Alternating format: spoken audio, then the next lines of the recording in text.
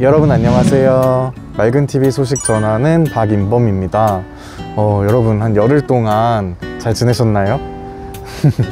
제가 저번에 영상 촬영을 했을 때는 날이 막 되게 오락가락하고 비도 많이 오고 그랬었는데 초에 비가 한번 크게 온 뒤로는 맑고 여름 같은 날씨가 이어지고 있습니다. 그래서 옷을 어떻게 입어야 되나, 그게 진짜 저는 요즘에 고민인 것 같아요. 오늘 같은 경우에는 좀 날이 그래도 많이 덥지는 않을 것 같다라는 자만심에 이렇게 난방을 입었는데 여름에 낮에 너무 더워가지고 진짜 너무 힘들더라고요. 네, 어쨌든 제 사담은 여기까지만 하도록 하고요. 이번에는 책 추천 이런 거보다는 저희가 장애 관련한 영상 혹은 장애의 어떤 이해를 증진하기 위해 여러 가지 내용들을 올리는 채널이니만큼 간단하고 편하게 장애인을 처음 대하는 비장애인 분들이 흔히 하시는 오해 혹은 흔히 하시는 행동들, 실수들 한 3가지 정도만 쏙쏙 꼽아봤습니다. 그래서 이것만 아시면 장애 이해가 100% 가능하다 라고 말씀드리기에는 제가 제 이해도 사실 잘 못하는데 어떻게 장애에 관해서 이해를 하고 장애인들에 관해서 100% 이해를 할 수 있겠어요. 근데 이 정도를 알고 좀 실수를 하지 않으면 서로 얼굴 붉히지 않고 같이 좀 친해지는 데 도움이 된다 하는 정도의 그런 팁만 간단하게 말씀드려 보도록 하겠습니다. 네, 우선 첫 번째 팁은요, 이미지화에 묶이지 않는 게 중요하다입니다.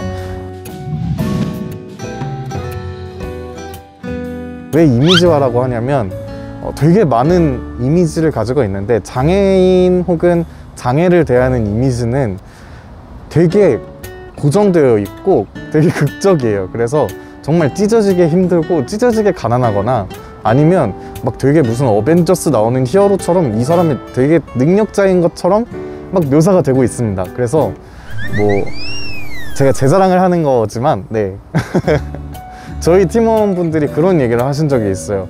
장애에 관해서나 장애인에 관해서 좀 이런저런 생각도 많이 있었고 편견도 조금 있었는데 그걸 깨준 분이 이제 인범쌤이다 이런 느낌으로 얘기를 해주신 적이 있는데, 사실 이게 칭찬인데 제 입장에서 들으면 내가 뭐라고 약간 이런 느낌으로 다가올 수밖에 없거든요. 그러니까 되게 사실이기도 하지만 어떤 면에서 보면 장애나 장애인을 같은 곳에서 살아가는 존재 혹은 같은 것을 먹고 같은 꿈을 꾸는 존재로 조금 보지 않는 느낌이 들 때가 있습니다. 또 심지어 장애인의 가족이나 장애인의 부모님들도 마찬가지예요. 본인이 알고 있는 지인이나 알고 있는 친구가 장애인이면 되게 그 장애인이나 친구한테 많은 걸 기대합니다. 혹은 이런 것도 있어요. 장애인이 엄청 순수하다고 생각을 해요.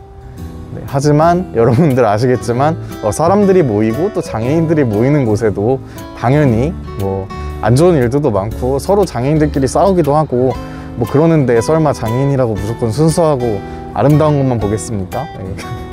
실제로 이제 그런 편견들을 많이 들어요. 장애인이기 때문에 안 좋은 것들을 많이 안 봐가지고 상대적으로 조금 덜 무서울 것 같다, 상대적으로 좀 덜 이 사람이 타락했을 것 같다 이런 얘기를 되게 많이 듣는데 절대로 그렇지 않고요.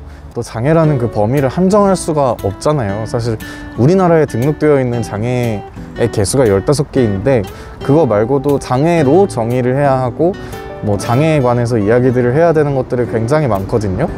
그래서 이렇게 일반적으로 정의할 수 없는 그 장애인 분들까지 포함하면 어떤 장애인 분들이 어떤 위치에 계신지 사실 우리는 전혀 알 수가 없는데 어떤 고정된 이미지로 순수할 것이다 혹은 대단할 것이다 혹은 너무 힘들어서 찢어지게 가난할 것이다 혹은 몸부림치고 있을 것이다, 이런 어떤 단편적인 이미지만으로 또 장애인 개인을 넘어선 장애 자체를 평가한다는 거는 좀 상당히 위험할 수가 있습니다. 그래서 그런 일반화 또 이미지화 하는 것들에 관한 부분들을 조심하셔야 될 필요성이 있겠다. 그리고 첫 번째 팁으로 말씀을 드린 거고요. 두 번째는 장애인 당사자와 이야기하라 라고 한번 정리를 해봤습니다.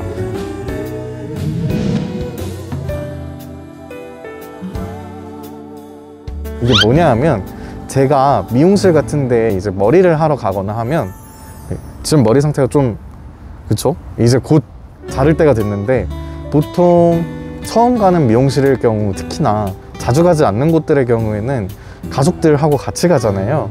그러면 그 머리를 어떻게 할 것인지를 저한테 안 물어보시고 저희 가족들한테 물어봅니다. 뭐, 아드님 머리는 어떻게 하시겠어요? 동생분 머리 어떻게 하시겠어요? 이런 식으로 저한테 안 물어보시는 경우가 진짜 많거든요. 왜냐면 제가 제 스타일이 어떤 게 잘 어울리고 어떤 게 좀 안 어울리고 이런 거에 관해서 저는 사실 잘 모르거든요. 그래서 추천해 주실 머리가 있으시냐 이런 식으로 저도 이게 막 이것저것 물어보는 편이고, 가족들한테도 미리 한번 얘기는 드려보고 가는 편이에요. 어떤 머리로 하면 좋을지.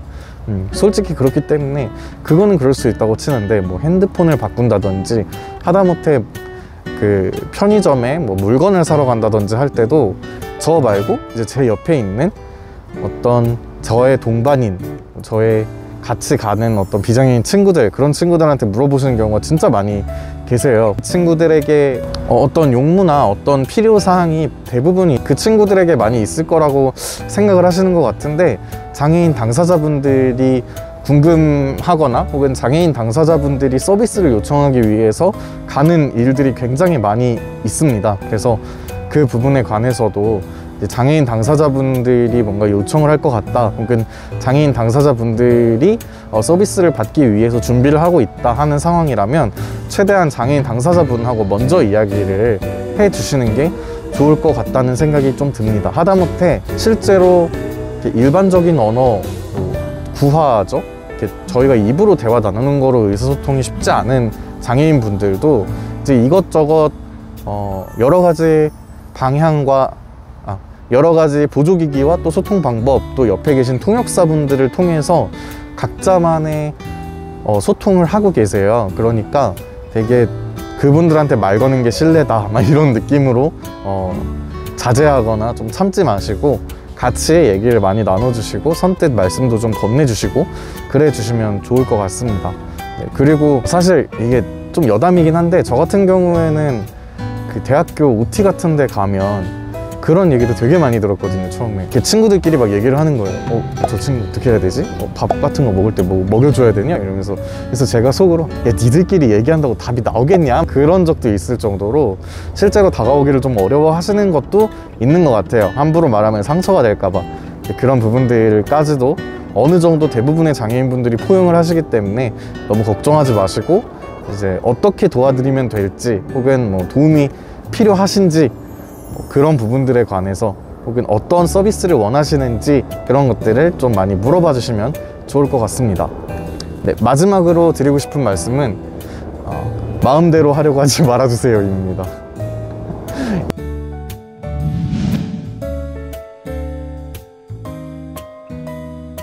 이게 마음대로 하지 말라 뭐 이런 느낌으로 정리를 하면 될 것 같은데요.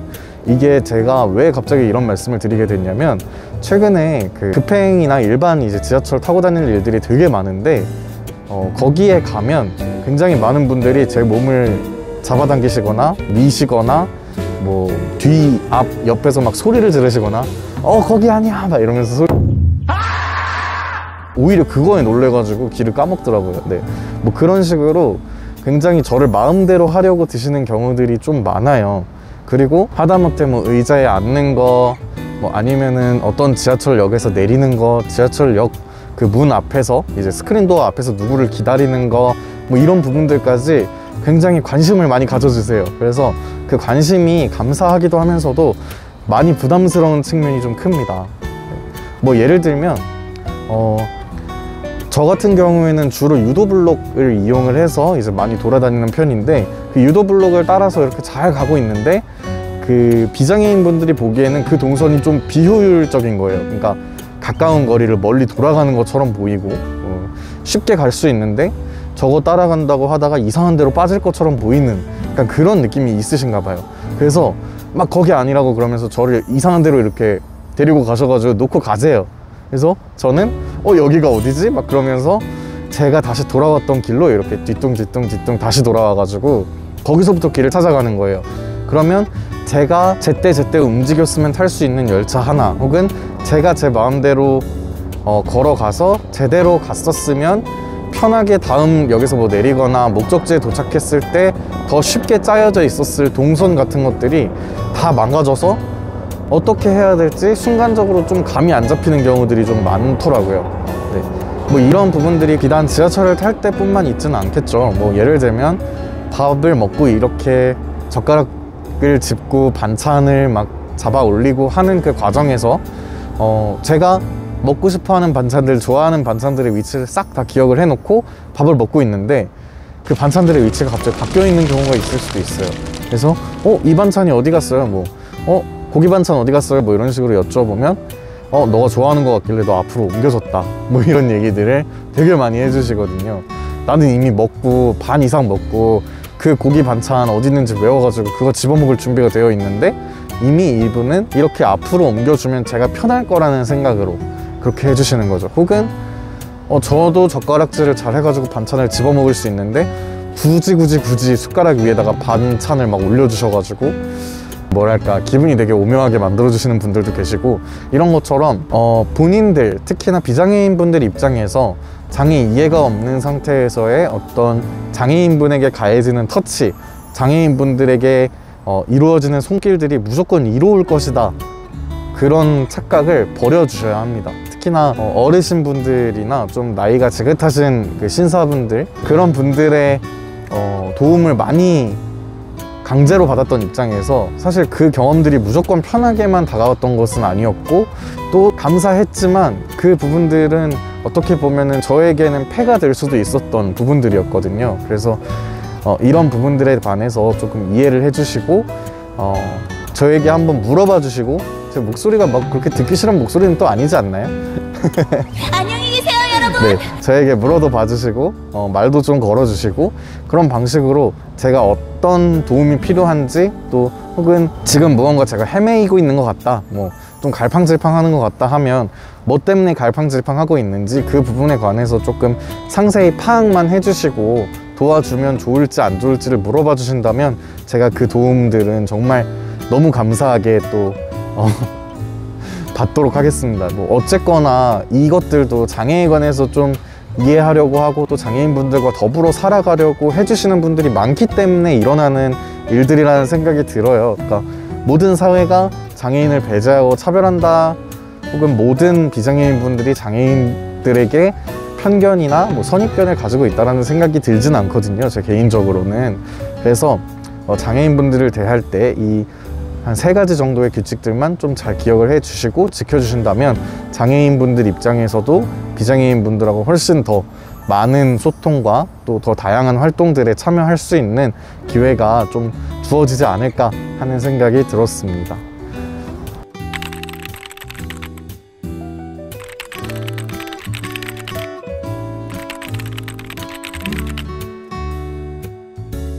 네, 제가 이렇게 3가지 정도로 정리를 했지만 장애에 관해서 드려야 될 이야기들 혹은 뭐 다른 부분들에 대해서도 언제든지 또 여러분들이 요청을 해주신다면 다양한 관점에서 이야기를 드릴 수 있도록 노력을 할 테니까요. 영상 재미있게 시청을 해주시고 궁금한 점이나 또 감상평 있으시면 댓글로 남겨주시면 감사하겠습니다. 네, 오늘 제가 드릴 말씀은 여기까지고요.